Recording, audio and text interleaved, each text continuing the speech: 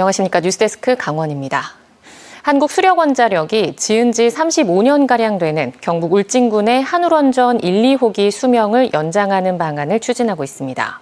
울진군과 맞닿은 삼척 지역 주민들은 원전 가동으로 인한 혜택은 없고 부담만 지고 있다며 반대하고 있습니다. 배현환 기자가 보도합니다. 울진 한울원전의 수명 연장을 반대하는 현수막이 줄지어 걸려 있습니다.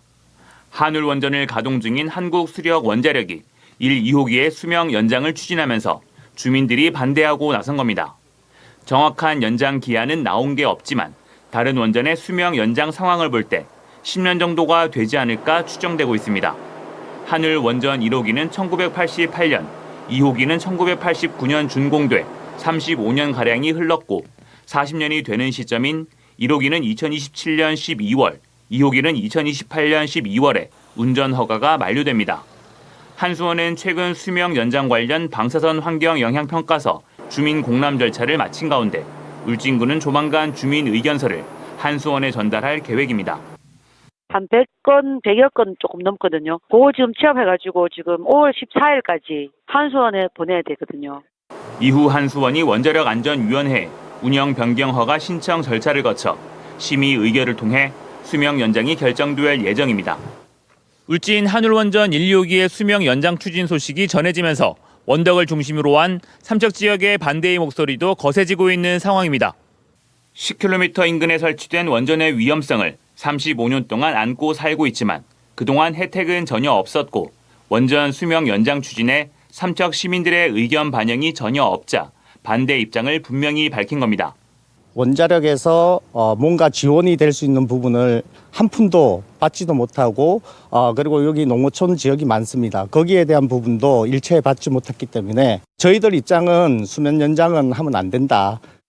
한수원은 올 하반기 원자력안전위원회에 운영 변경 허가를 신청할 계획인 가운데 이를 강행할 경우 삼척 시민들 역시 강경 대응에 나설 것을 예고하고 있습니다. MBC 뉴스 배현환입니다. 속초시 영랑호를 가로질러 조성된 영랑호수 윗길 시설 적법성 여부를 놓고 속초시와 환경단체가 다투고 있는데요. 속초시가 부교 철거가 바람직하다는 환경영향평가 결과를 수용하기로 했습니다. 환경단체는 환영의 뜻을 밝히며 조속한 시설 철거를 촉구했고 시기나 절차 등에 대해서는 양측이 조정에 나서기로 했습니다. 박은지 기자입니다. 속초 북부권 관광 활성화를 위해 2021년 11월 26억 원이 투입돼 개통한 영랑호수 윗길.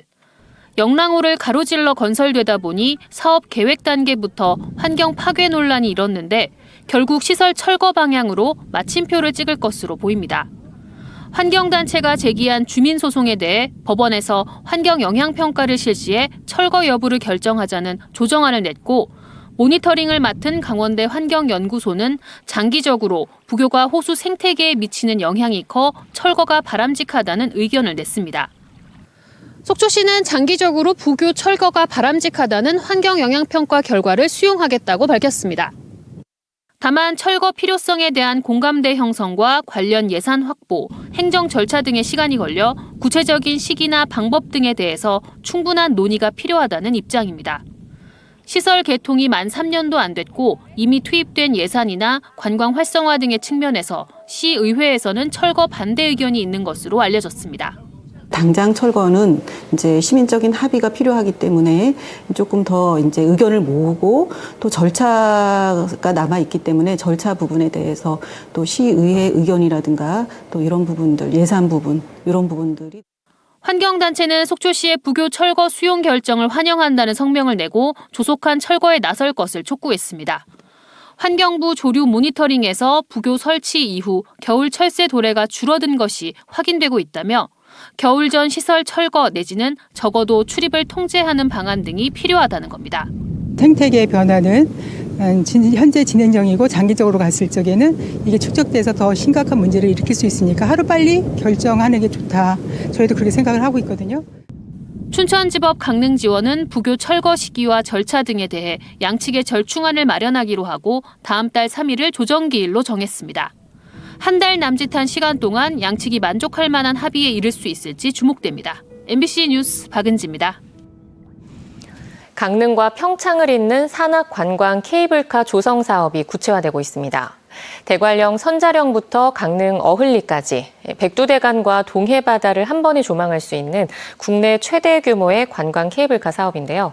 평창에서 첫 주민 설명회가 열렸고 내일은 강릉에서 열립니다. 윤하은 기자입니다. 천혜의 자연환경을 자랑하는 강원도. 백두대간과 푸른 동해바다는 대한민국 대표 관광 명소로 손꼽힙니다. 강원도의 아름다운 산과 바다를 한 번에 즐길 수 있는 산악관광 케이블카 사업이 추진됩니다.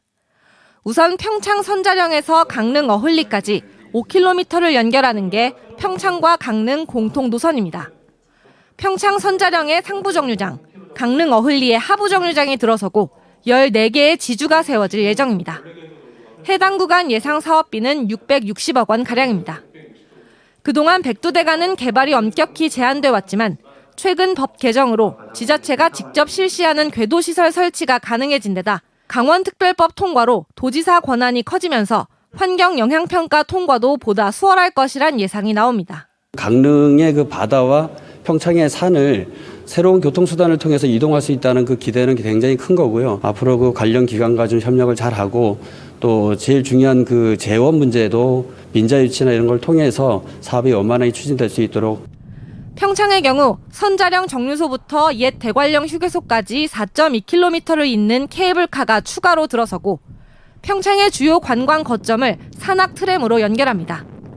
산악 트램은 기존 도로를 활용하거나 신설하게 되는데 3단계로 나눠 옛 대관령 휴게소와 올림픽 개폐회식장, KTX 진부역, 알펜시아와 용평 리조트 등을 연결하는 총 길이 33.1km에 이르는 사업입니다. 총 사업비만 2천억이 넘게 들 것으로 예상돼 일부 구간은 민자 추진이 검토 중입니다. 주민들은 지역의 100년 먹거리를 찾는다는 심정으로 성공적인 추진을 바라고 있습니다. 강릉하고 평창군하고의 협력이 잘 돼서 진짜 서로 윈윈이 되게끔 해야 되는 거지. 진짜 100년 대계를 보고 100년 보고 만들어야 되는 거지. 그냥 임시적으로 그냥 보기 좋게만 만들어서는 저희는 안 된다. 윤석열 대통령도 강원도의 산악관광 활성화를 수차례 언급하고 약속한 바 있습니다. 아직 낙관도 비관도 할 수 없는 사업 초기 단계지만 관광의 판도를 바꿀 수 있는 대규모 산악관광 사업의 윤곽이 주민 설명회를 통해 일반에 공개되면서 세간의 관심이 쏠리고 있습니다. MBC 뉴스 윤하은입니다. 태백 지역의 에코 잡시티 사업에 대해 계속 보도해드리고 있는데요. 농업회사인 스마트팜 업체에서 제대로 농작물이 재배되는 곳은 현재 태백 공장이 유일합니다. 그런데 농작물을 키워서 올린 매출은 전체 매출의 5%에 불과합니다. 업체 측은 사업장을 이전하면서 침체를 겪고 있지만 올해부터는 상황이 나아질 거라고 밝혔습니다. 김영호 기자가 보도합니다. 태백 에코잡시티의 스마트팜 딸기 공장을 운영 중인 업체가 외부 회계법인 감사를 거쳐 최근 공개한 재무제표 보고서입니다. 손익계산서를 보면 매출액이 2022년 103억 원, 지난해에는 60억 원을 기록하며 적자 상태입니다. 그런데 농작물 판매액을 뜻하는 원물 매출액은 2년 동안 7억 원가량에 불과합니다. 전체 매출액의 95% 정도는 농장 시설을 구축하는 솔루션 매출로 잡혔습니다. 이에 대해 기업 회계 전문가는 이 업체가 농장 시설 조성에 중점을 두며 여러 곳에서 투자를 받아 농업 관련이 아닌 곳에 투자해 부실 자산이 많은 것으로 보인다고 평가했습니다. 스마트 농업회사의 농작물 매출액 비중이 높지 않은 이유는 뭘까? 지금까지의 스마트팜 조성 과정을 보면 의문이 풀립니다. 태백 공장은 태백시가 예산 대부분을 지원했고 회사가 직접 공사를 발주했습니다. 공사비는 해당 농업법인 매출로 잡혔다가 지출됐습니다. 지자체가 공사를 발주하면 보통은 공정별로 대금을 지불하는데 이번 건은 운영업체가 직접 맡았습니다. 하지만 아직 사업 정산이 완료되지 않다 보니 태백시가 적극적으로 검증하기도 쉽지 않습니다. 같은 업체가 옥천 터널에서 5년가량 운영 중인 스마트팜의 매출 규모도 신뢰하기 어렵습니다. 이사님한테 물어봐가지고 저희 따로 조사하진 않아가지고요. 옥천군에 보고한 게 그러면 요 내용이 맞나요? 딸기 50톤, 샐러드 240톤, 매출액 94억 원, 14명 근무. 네. 결국 회사는 농작물 재배보다는 스마트팜 설치 구축과 보급에 보다 많은 관심을 보이고 있습니다. 또 업체가 시설 조성과 운영을 맡다 보니 조성비를 검증하기도 쉽지 않습니다. 전직 직원은 업체가 40억 원을 자부담했다는 사실도 의심된다고 주장합니다. 안에 시설들 보시면 아시겠지만 엄청 장부를 조금 만져서 많이 남겨먹었어요. 최근에서 제일 돈을 쓰기 좋은 게 썩다운 지장하기 좋은 게 소프트웨어 개발. 얼마나 들어갔는지 알 수 없고 얼마나 들어갈 건지 아무도. 이에 대해 업체 측은 자부담으로 공조 시스템을 자체 개발했고 국내외 사업장을 재배치하는 과정에 일시적 침체가 있었다며 올해 안에 가시적인 성과를 낼 것이라는 입장입니다. 관리 지침을 줬어야 됩니다. 대배 씨가. 그걸 안 준 거는 직무유기입니다. 그렇기 때문에 업체에서는 이 돈을 줘서 우리가 임의대로 써야 되는구나 해서 수의계약으로 했지만 그 과정에서 중간중간 태백 씨가 관리를 못하는 자체는 태백 씨 1차적인 책임이 있습니다. 태백 씨는 도시재생 전문 회계법인을 통해 정산 검증을 하고 있는데 결과를 놓고도 향후 다툼이 예상됩니다. MBC 뉴스 김영호입니다. 긴축재정으로 지자체마다 허리띠를 졸라매는 상황에서 강원도의회가 의원실마다 175만 원짜리 공기청정기 예산을 편성했습니다. 도청사 이전으로 쓸 수 있는 기간이 6년 정도인데 이 예산은 반대 없이 도의회 상임위를 통과했습니다. 백승호 기자입니다. 강원도의회 의원 연구실입니다. 49명의 도의원이 1인 1실로 사용합니다. 이 의원실마다 공기청정기가 새로 설치됩니다. 이 예산은 이번 의회 사무처 추경 예산안에 포함됐습니다. 공기청정기 한 대에 175만 원. 일반 공기청정기 가격을 두세 배 뛰어넘는 고가의 제품입니다. 천장에 매립하는 설치 비용까지 더하자 총 예산이 1억 원에 달합니다. 의정활동 지원 업무 수행을 위한 꼭 필요한 경비만을 계산하였음을 보고드립니다. 의원들은 의원실이 지하 1, 2, 3층에 몰려 있어 습기가 차고 공기도 탁해 공기청정기가 필요하다는 입장입니다. 환경적으로 취약한 부분이 많이 있어서 현재 지하 1, 2, 3층에는 특히 설치가 되어 있지 않은데도 불구하고 이번 대상지에서 빠지는 부분은 없는지 좀 살펴가지고 의원실을 찾아가 확인했습니다. 입구에는 이동 가능한 제습기가 있고 의원실 천장마다 제습 기능을 갖춘 에어컨도 설치되어 있습니다.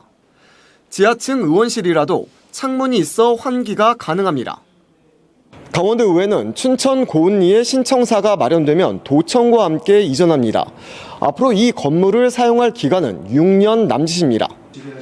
하지만 이번에 구입하는 공기청정기는 천장에 매립하는 제품이라 신청사로 가져갈 수 없습니다. 강원도의회 사무처 관계자는 제품을 의원실뿐 아니라 지하에 있는 정책지원관실과 회의실에도 설치한다며 공기순환 시스템으로 봐야 한다는 입장입니다. 의원실 공기청정기 구입 예산 1억 원은 도의회 운영위원회에서 반대 없이 원안 가결됐습니다. MBC 뉴스 백소입니다. 지난달 치러진 강원도교육청 초졸, 중졸, 고졸 검정고시에서 응시자 1,031명 가운데 80.3%인 828명이 졸업 학력을 취득했습니다. 초졸과 중졸 각각 1명, 고졸 5명 등 모두 7명의 만점자가 나왔고 합격자 수는 초졸 응시자 72명 중 59명, 중졸 응시자 212명 중 175명, 고졸 응시자 747명 중 594명 등입니다. 합격 증서는 오는 29일까지 도내 17개 교육지원청에서 받을 수 있습니다. 대한민국 시도의회 운영위원장 협의회가 오는 16일 삼척에서 개최됩니다.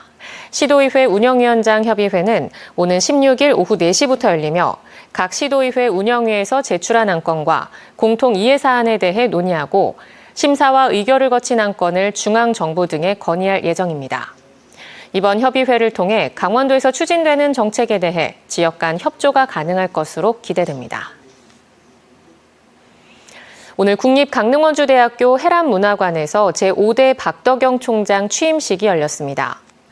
박덕영 총장은 취임사에서 학생의 꿈을 끌어내고 지역사회와 함께 성장하는 대학을 만들기 위해 역할과 사명을 다하겠다고 밝혔습니다.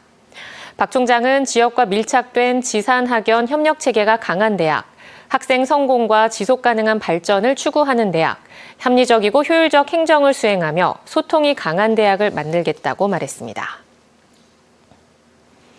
제12회 고성 금강 통일배 전국 유소년 축구클럽 대회가 내일부터 12일까지 고성 종합운동장 등 4곳에서 열립니다. 이번 대회에는 국내 80개 팀, 해외 10개 팀 등 선수와 가족, 대회 관계자 3천여 명이 참여할 예정입니다. 경기는 학년별로 예선 조별리그, 본선 토너먼트 방식으로 진행되며 부문별 우승팀과 준우승팀, 개인전 최우수 선수 등을 시상할 계획입니다. 동해시가 버스 위치 정보를 정확하게 알려주는 초정밀 알림 서비스를 제공합니다. 동해시는 IT 업체 카카오와 협약을 맺고 다음 달부터 스마트폰과 정류장 모니터를 통해 운행버스의 현재 위치를 정확히 확인할 수 있는 정보를 제공하기로 했습니다. 이와 관련해 다음 달까지 국비 등 10억 원을 들여 망상해수욕장을 포함한 모두 9곳의 스마트 버스 정류장을 구축하고 있습니다. 속초시가 본인이나 이웃의 복지 위기 상황을 쉽게 알릴 수 있도록 알림 애플리케이션 서비스를 시범 실시합니다. 복지 위기 알림 앱을 통해 본인이나 이웃의 위기 상황을 알리면 지자체 담당자가 시스템 매칭을 통해 확인하고 현장 방문과 상담 등 맞춤형 서비스를 제공할 수 있습니다. 강원뉴스 마칩니다. 시청해주신 여러분 고맙습니다.